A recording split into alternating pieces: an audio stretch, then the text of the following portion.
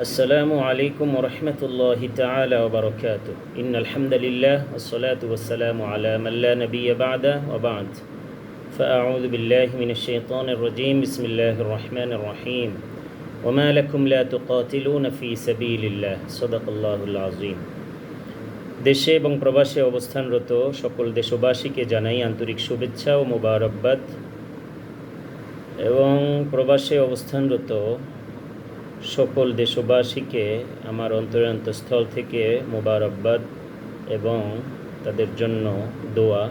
আল্লাহ তাআলা তাদের মঙ্গল ও তাদের সুস্থতা করুন এবং তাদেরকে ঈমান ও আমনের সাথে রাখুন।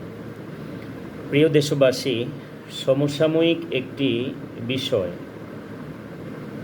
একটি প্রশ্ন, বৈষম্য বিরোধী আন্দোলনে যারা জীবন উৎসর্গ করেছেন তাদের বিষয় নিয়ে সোশ্যাল মিডিয়ায় কিছু কিছু মানুষ তাদেরকে বিতর্কিত করতে চায়। যারা শহীদ হয়েছেন তাদের ব্যাপারে প্রশ্ন তুলতে চায়। সেই আঙ্গিকে আমাদের এক ভাই প্রশ্ন করেছেন, সোশ্যাল মিডিয়ায় আমাকে প্রশ্ন করেছেন যে কোরআন এবং হাদিসের আলোকে আমাদের বাংলাদেশের প্রেক্ষাপটে তাদেরকে শহীদ বলা যাবে কোন আঙ্গিকে, কিসের ভিত্তিতে, এটা স্পষ্ট করে বলবেন।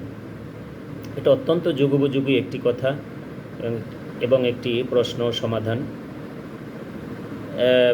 এ বিষয়টি বলার আগে আমি বলে নিতে চাই যে শহীদ শুধু আল্লাহ তাআলার রাস্তায় জিহাদ করলেই, জিহাদের ময়দানে অমুসলিমদের সাথে জিহাদ করলেই শহীদ হয়, বিষয়টা এমন নয়।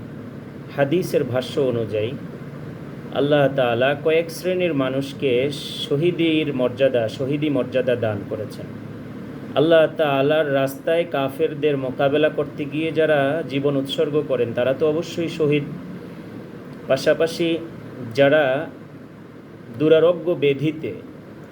একেবারে দুরারোগ্য ব্যাধিতে যারা মৃত্যুবরণ করেন তারাও শহীদ। আগুনে পুড়ে যারা মারা যান তারাও শহীদ। পানিতে পড়ে যারা মারা যান তারাও শহীদ।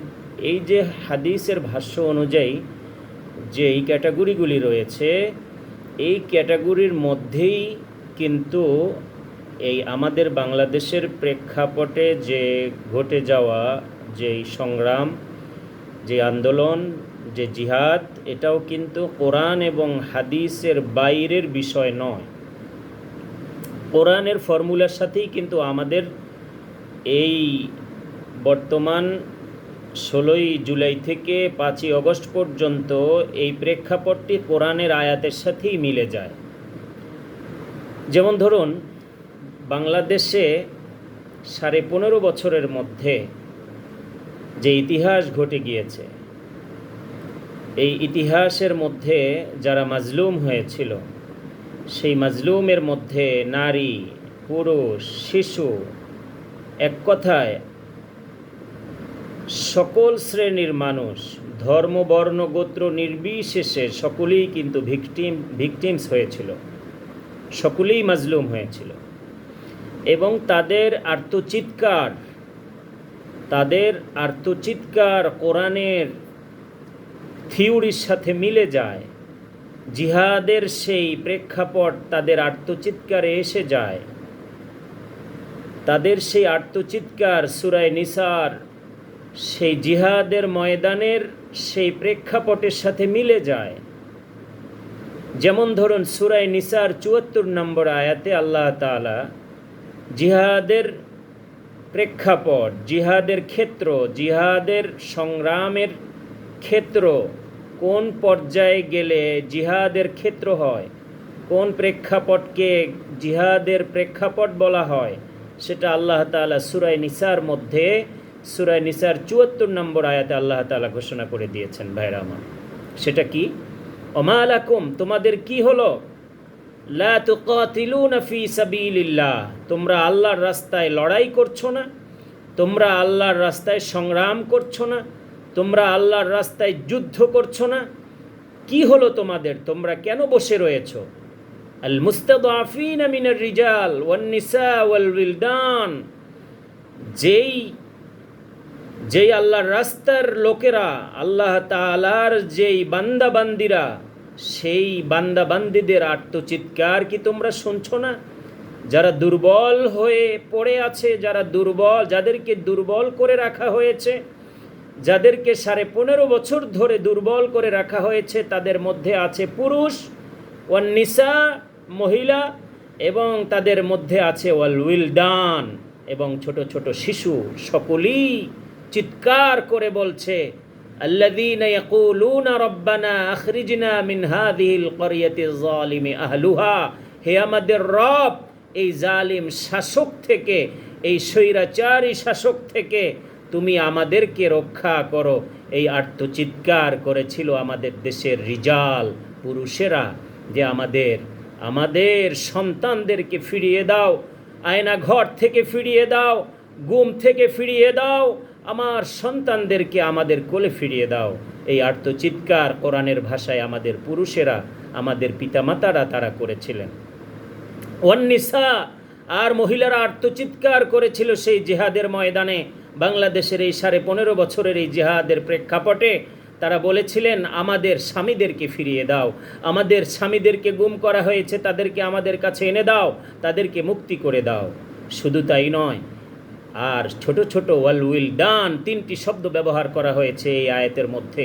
ওয়াল উইলদান, শিশুরা চিৎকার করে বলেছিল, আমাদের বাবাদেরকে ফিরিয়ে দাও, আমাদের বাবাকে ফিরিয়ে দাও, আমাদের বাবার সাথে আমরা চলতে চাই, আমাদের বাবার সাথে আমরা ঘুরতে ফিরতে চাই, আমাদের বাবার সাথে আমরা খেতে চাই, আমাদের বাবার সাথে আমরা শুইতে চাই, আমাদের বাবার ছোঁয়া আমরা পেতে চাই।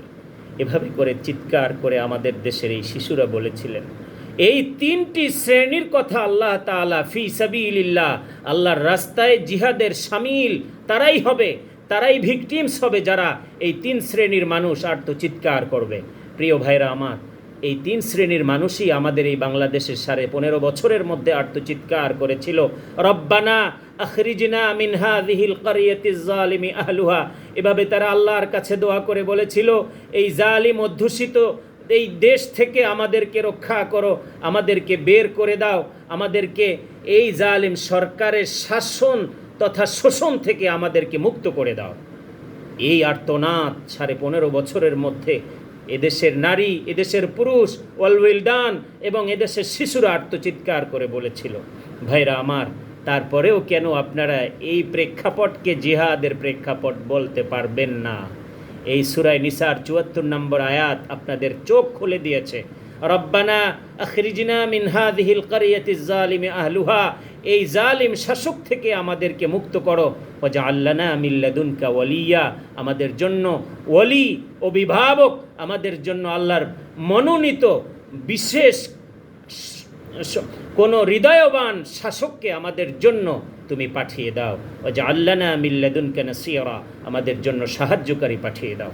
প্রিয় ভাইরা আমার, দীর্ঘ 15.5 বছর এই স্বৈর শাসকের পরে, এই ফ্যাসিস্ট শাসকের পরে, এরপরে আল্লাহ তাআলা এই নারী, পুরুষ, শিশুদের আর্তচিৎকার শুনেছিলেন এবং তাদেরকে একজন সাহায্যকারী শাসক আল্লাহ তাআলা পাঠিয়েছিলেন।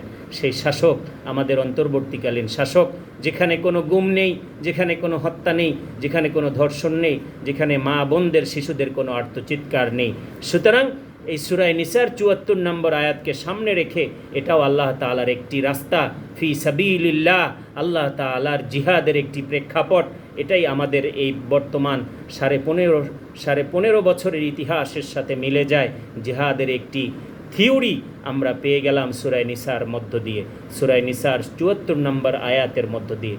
আল্লাহ তাআলা আমাদেরকে এই ধরনের জালিম শাসক থেকে আগামী দিনগুলোতেও বাংলাদেশকে রক্ষা করুন, এদেশের জনতাকে রক্ষা করুন, এদেশের দলমত নির্বিশেষে সকল ধর্মবাসী, সকল ধর্মের লোকদেরকে আল্লাহ তাআলা রক্ষা করুন।